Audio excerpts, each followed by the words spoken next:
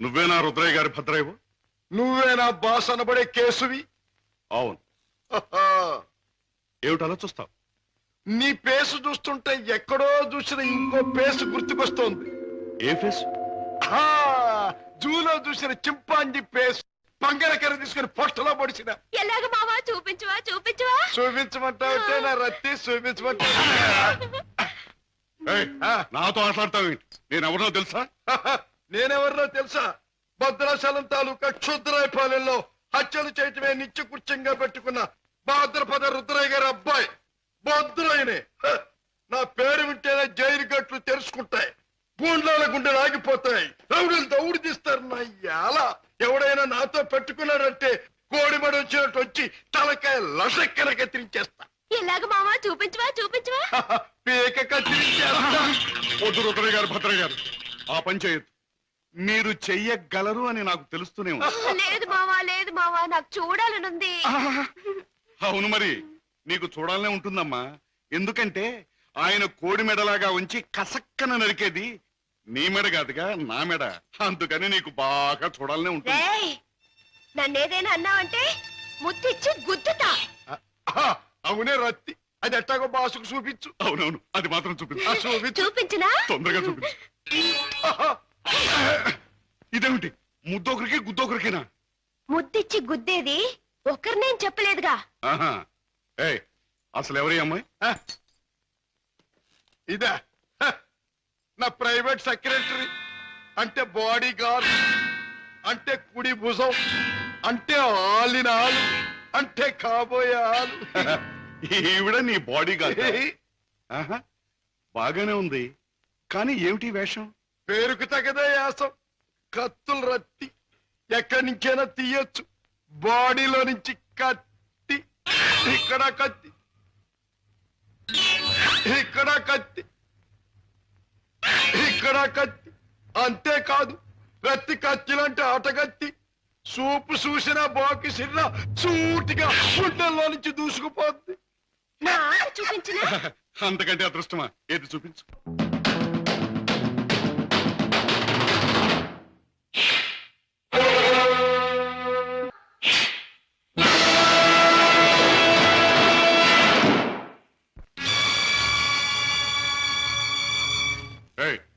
ఏమిటిది? ఆ పందరాన్ని ఎందుకు తగ్గొట్టారు? ఆ కుర్రాన్ని ఎందుకు బయటికి తీశారు? ఎవరు నువ్వు? హాంకాంగ్ నుంచి వచ్చిన వజ్రాల స్పెషలిస్ట్ అబ్దుల్లాని నేనే. వేడు వాడు కలిసి నన్ను మోసం చేశారు. అలాగా? అయితే నువ్వెవరు? నిజం చెప్పు. నేనే బే, వజ్రాల స్పెషలిస్టుని. రుద్రయ్య గారి అబ్బాయి భద్రయ్యనే. ఆ వజ్రాలు పెట్టి తెచ్చింది కూడా నేనే. అబద్ధం. నన్ను కొట్టే సోనప్పుడు ఆ పెట్టతో వాడు వచ్చాడు. నాకి వంకాయ గాడు కాపల కూర్చున్నాడు. ఆయన కాపలా ఉండమంటే ఉన్నాను. నా తప్పే ఉంది. కొట్టక తప్పు. భద్రయ్య, నువ్వే మోసగాడు అని తెలుస్తోంది. ఎవరు నువ్వు? ఎందుకు వచ్చావు ఇక్కడికి? మర్యాదగా చెప్పు, లేదా నీ రత్తి బుర్రలోంచి బుల్లెట్ దూసుకుపోతుంది. నువ్వంత శ్రమ పడక్కర్లేదు. నేనెవరినో కాదు, రాజాని. అయితే బావను మేనల్లుని రక్షించుకోవడానికి వచ్చావన్నమాట. అంతేకాదు, నా తండ్రిని దారుణంగా చంపిన నిన్ను నీ ముఠాని సర్వనాశనం చేయటానికే వచ్చాను. నన్ను నా ముఠాని సర్వనాశనం చేసే కార్యక్రమంలో వచ్చావా? నిన్ను కన్నవాడినే నా గుప్పిట్లో పెట్టుకుని ఆడించి కాలరాసిన వాడిని, లోకం నన్ను అనుమానించకుండా బెస్తపేట రౌడీగా మసలిన జిత్తుల మారిని, నీ ప్రక్కనే ఉంటూ నిన్ను నమ్మించి మోసగించిన మొనగాన్ని నన్నే సర్వనాశనం చేస్తావా? నాగులు, మంచి చెడుల పోరాటంలో తాత్కాలికంగా చెడుదే పై చేయి కావచ్చు, కానీ ఆఖరికి నిలిచేది గెలిచేది మంచి మాత్రమే. ప్రతి పాపాత్ముడికి పోయే రోజు దగ్గరలోనే ఉంటుంది. ఆ రోజు మాట ఎలా ఉన్నా ఈ రోజు మాత్రం పుణ్యాత్ముడు అయిన నువ్వు పోయే రోజు. పైకి వెళ్ళాక నీ డాడీ నేను అడిగానని చెప్పు.